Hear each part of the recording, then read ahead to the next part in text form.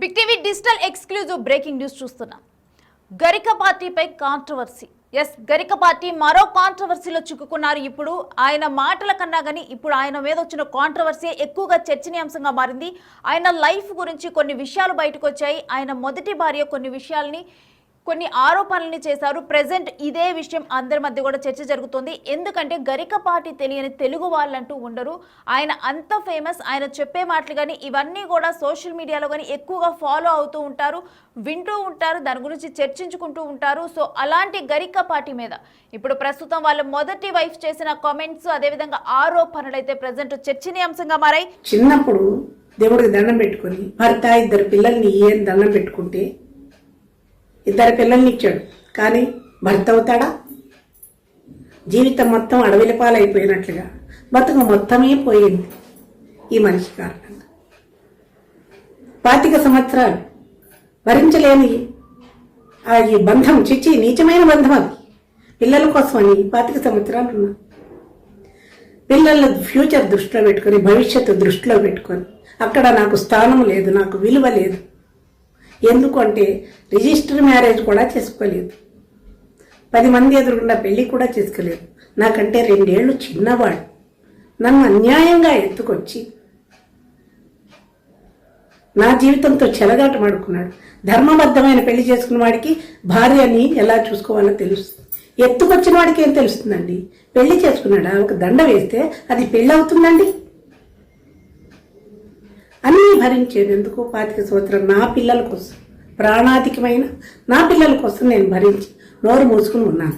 పిల్లల గురించినటువంటి బాధ్యత లేదు.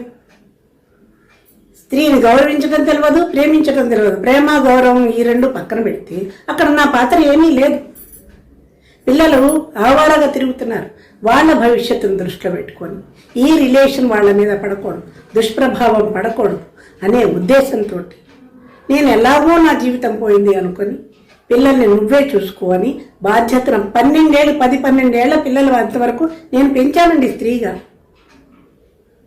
అప్పచెప్పి బయటకు వచ్చేసాను. పిల్లల్ని ఎందుకు వదిలేసేవారి కామెంట్లో ఒక్కొక్కళ్ళు రేగిపోతున్నారు. ఉద్యోగం లేదు, ఉన్న ఇంటిని తెల్ల కాగితాల మీద సంతకాలు పెట్టించుకొని ఈ నీచుడు, ఈ దుష్టుడు రాయించేసుకున్నాడు తన పేరు. ఆస్తి లేదు, ఉద్యోగం లేదు.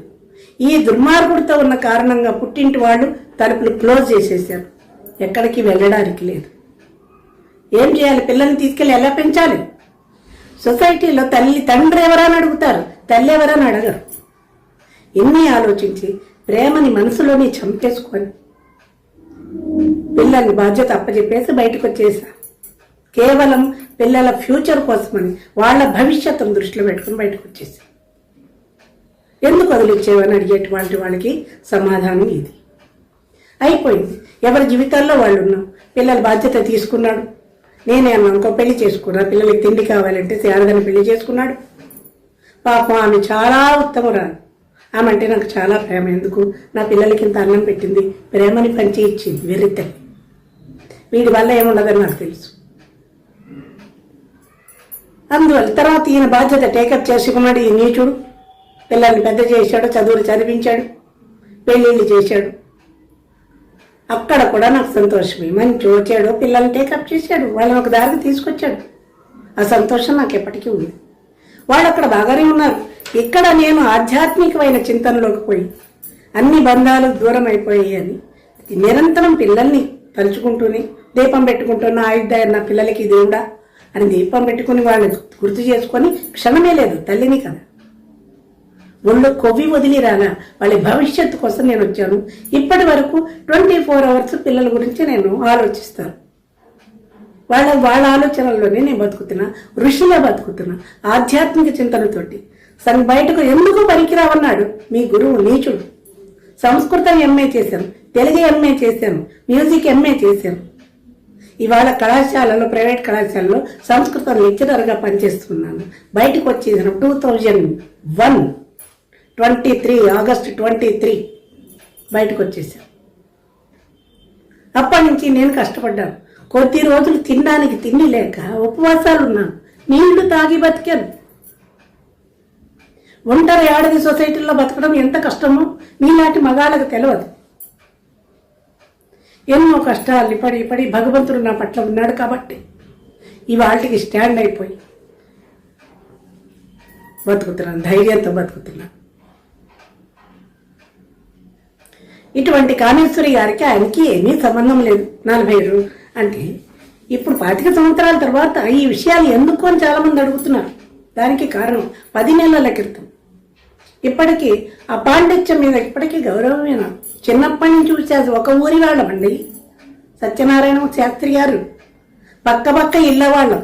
మీకు 40 సంవత్సరాలుగా తెలుసు, 65 సంవత్సరాలుగా ఆ నీచుడు నాకు తెలుసు. పక్క ఇళ్ళ వాళ్ళు, అందరం కలిసి ఊళ్ళో ఆ పిల్లలు ఆడుకునేవాళ్ళం. అందరం కలిసి కెనడీ హై స్కూల్ కాశీపాడు అనే చోట చదువుకున్నాం. జీవితం మొత్తం వాళ్ళమ్మ వీడిని ఎత్తుకోవడం నాకు తెలుసు. చిన్నప్పటి నుంచి 18 పురాణాలు చదివినటువంటి పరాయి స్త్రీ తల్లితో సమానం అన్నటువంటి ఈ నీచుడు, ఈ దుర్మార్గుడు తల్లి వరసనే ఖూనీ చేశాడు. నిరంతరం తర్వాత జీవితంలోకి వచ్చాక 2 పిల్లల్ని నేను చూసుకుంటూ ఉంటే నిరంతరం 24 అవర్స్ పుస్తక పఠనంలో లీనమైపోయి తన భవిష్యత్తుకి బాటలు వేసుకుని ఎంత కష్టపడ్డాడో కళ్ళారో నేను చూశాను, నాకు తెలుసు. సరస్వతి కటాక్షం పరిపూర్ణంగా ఉన్నటువంటి వ్యక్తి కాబట్టి ఆ వాక్చాతుర్యంతో ప్రపంచాన్ని కట్టి పడేసి తన వైపు తిప్పుకోగలిగాడు. వృత్తి వేరు, ప్రవృత్తి వేరు. పాండిత్యాన్ని సంపాదించాడు, వాక్కులో అమ్మ సరస్వతిని పలికించాడు. కానీ నీచమైనటువంటి ప్రవృత్తితోటి దగా చేశాడు. జీవితం మొత్తం కోల్పోయిన నేను నోరు మూసుకుని ఎందుకున్నాను, పిల్లల కోసం ఆగాను. తర్వాత అర్థమైంది తన భవిష్యత్తుకు నేను అడ్డొస్తున్నానని. వెళ్ళిపో అన్నాడు. హింస పెట్టాడు. హింస అవి చెప్పే హింసలు కాదు. నేను అవన్నీ చెప్పదలుచుకోలేదు. పడి చివరికి ఆలోచించాను. ఇక్కడ నా ప్రమేయం ఏమీ లేదు. 10 సంవత్సరాలు 12 సంవత్సరాలు పిల్లలిద్దరికి, గురుజాడకి 10 ఏళ్ళు, శ్రీకి 12 ఏళ్ళు. రేపుని చంపుకొని బయటకు వచ్చా.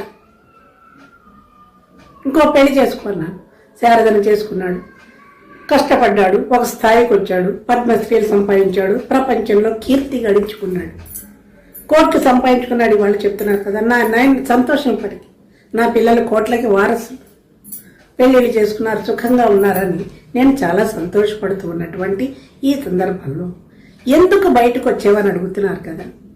రాకపోదును, జీవితంలో బయటకు రాకపోదును. ఎందుకంటే మా తుచ్చమైనటువంటి చరిత్ర నా పిల్లలకి తెలియవద్దు, వాళ్ళ మీద ఈ ప్రభావం పడవద్దు అని నేను అనుకున్నాను.